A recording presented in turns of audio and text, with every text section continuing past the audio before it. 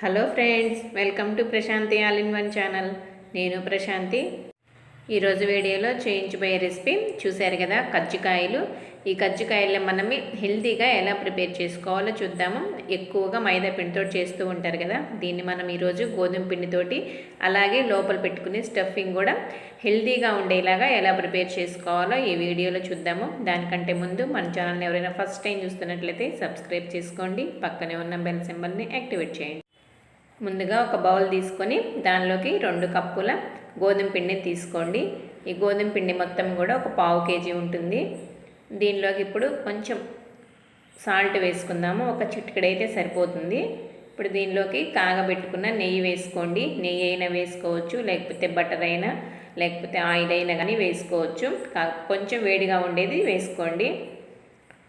ఇది కాలుతూ ఉంటుంది కాబట్టి కొంచెం స్పూన్ తోటి అలా మిక్స్ చేసుకొని ఆ తర్వాత చేత్తో కలుపుకుందాము. వాటర్ అది ఏమీ వేయకుండా ముందుగా మనం వేసుకున్న నెయ్యి అంతా కూడా పిండిలో బాగా కలిసిపోయేటట్టు కలిపేసుకోండి. కొంచెం గట్టిగా ప్రెస్ చేస్తూ కలుపుకుంటే ఈజీగా మిక్స్ అయిపోతుంది. చూడండి, మనం పిండిలాగా గట్టిగా చేసినప్పుడు కొంచెం ముద్దలాగా అవ్వాలి. ఇదైతే మనకి పర్ఫెక్ట్గా సరిపోయింది. ఇప్పుడు దీనిలోకి వాటర్ వేసుకొని మనం గోధుమ పిండిని చపాతీ కోసం ఎలా అయితే కలుపుకుంటామో అలాగే కలుపుకోవాలి. మరి వాటర్ ఎక్కువ వేయకుండా చూసుకుంటూ జాగ్రత్తగా కొంచెం కొంచెంగా వేసుకుంటూ కలుపుకోండి. చూసారు కదా, ఇలా చేసుకోవాలి. ఇదైతే మనకి ఇంకా రెడీ అయిపోయింది. మూత పెట్టేసి ఒక అరగంట సేపు నాననిద్దాము. గోధుమ పిండి నానేలోపు మనం కజ్జికాయల్లోకి పొడిని ప్రిపేర్ చేసుకుందాము. ఒక మిక్సీ జార్ తీసుకొని చిన్న ముక్కలుగా కట్ చేసుకున్న కొబ్బరి ముక్కల్ని కొంచెం బరకగా ఉండేలాగా మిక్సీకి పట్టుకోవాలి. చూసారు కదా, ఇలా మిక్సీకి పట్టుకొని ఇది పక్కన ఉంచుకోండి. ఇప్పుడు స్టవ్ మీద ఒక బాండీ పెట్టుకొని దానిలోకి 1 కప్పు వేరుశనగ గుండ్లు వేసుకొని మీడియం ఫ్లేమ్లో ఉంచుకొని కలుపుకుంటూ వేయించుకోండి. మాడిపోకుండా కలుపుకుంటూ వేయించుకోండి. చూసారు కదా, ఇవైతే మనకి ఇంకా వేగిపోయాయి. ఇవి ఒక ప్లేట్లో తీసుకొని చల్లారిన తర్వాత పొట్టు తీసుకొని పక్కన ఉంచుకోండి. అదే బాండీలో 1 అరకప్పు నువ్వులు, ఈ నువ్వులు కూడా వేసుకొని కలుపుకుంటూ వేయించుకోండి. మాడిపోకుండా, నువ్వులు చాలా త్వరగా వేగిపోతాయి. కలుపుకుంటూ వేయించుకోండి. నువ్వులు కూడా మనకి ఇంకా వేగిపోయాయి. ఇవి కూడా ఒక ప్లేట్లో ఉంచుకొని అదే బాండీలో కొంచెం నెయ్యి వేసుకొని మనం మిక్సీకి బట్టి పెట్టుకున్న కొబ్బరి తురుమును వేసుకొని కలుపుకుంటూ వేయించుకోండి. ఇలాగ నేతిలో వేయించుకుంటే టేస్ట్ ఫ్లేవరు చాలా బాగుంటుంది. చూడండి, కొబ్బరి కూడా మనకి వేగిపోయింది. ఇంకా స్టవ్ ఆపుకొని ఇది పక్క నుంచి వేసుకోండి. ఇప్పుడు ఒక మిక్సీ జార్ తీసుకొని మనం వేయించి పెట్టుకున్న నువ్వుల్ని మరీ మెత్తగా కాకుండా కొంచెం బరకగా ఉండేలాగా మిక్సీకి పట్టుకోండి. చూడండి, ఇలా కొంచెం మనకి రవ్వలాగా ఉండాలి. ఇప్పుడు దీన్ని ఒక బౌల్లో వేసుకుందాము. ఇదే బౌల్లో మనం వేయించుకొని పెట్టుకున్నాం కదా కొబ్బరి తురుము, ఆ కొబ్బరి తురుమును కూడా వేసుకోండి. ఇప్పుడు మిక్సీ జార్లోకి 1 కప్పు చట్నీ పప్పు, ఇది పుట్నాల పప్పు అని కూడా అంటారు కదా, దీన్ని కూడా వేసుకొని మెత్తగా మిక్సీకి పట్టుకోవాలి. మరీ మెత్తగా కాకుండా కొంచెం బరకగా ఉండేలాగా పట్టుకోండి, బాగుంటుంది తినేటప్పుడు నోటికి తగులుతూ. ఇది కూడా బౌల్లో వేసుకొని అదే మిక్సీ జార్లో మనం వేయించుకున్నాం కదా వేరుశనగపప్పు పొట్టు తీసుకొని వేసుకొని కొంచెం బరకగా ఉండేలాగా మిక్సీకి పట్టుకోండి. చూసారు కదా, ఇలాగా మిక్సీకి పట్టుకోవాలి. ఇది కూడా బౌల్లో వేసుకుందాము.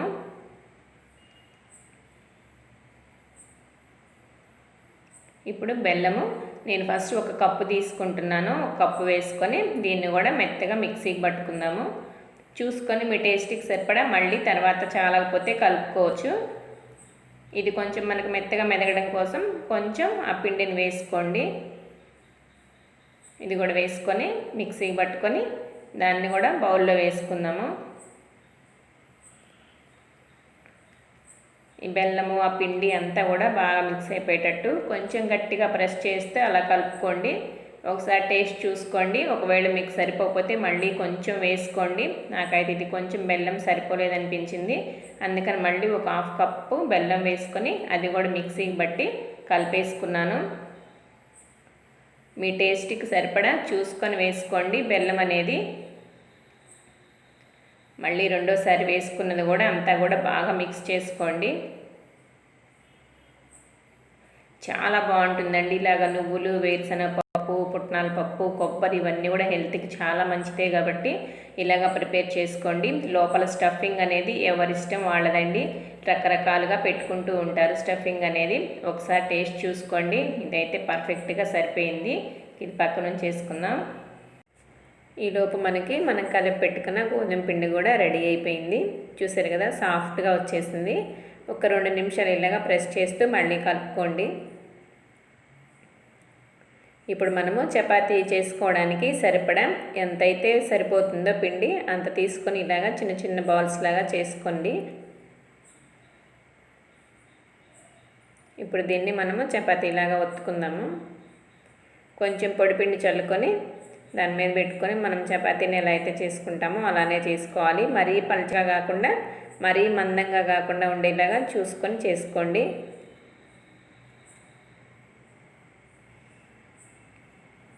మనకి ఇంత చపాతీ అయితే సరిపోతుంది. ఇంకంతకన్నా పెద్దది కూడా అవసరం ఉండదు.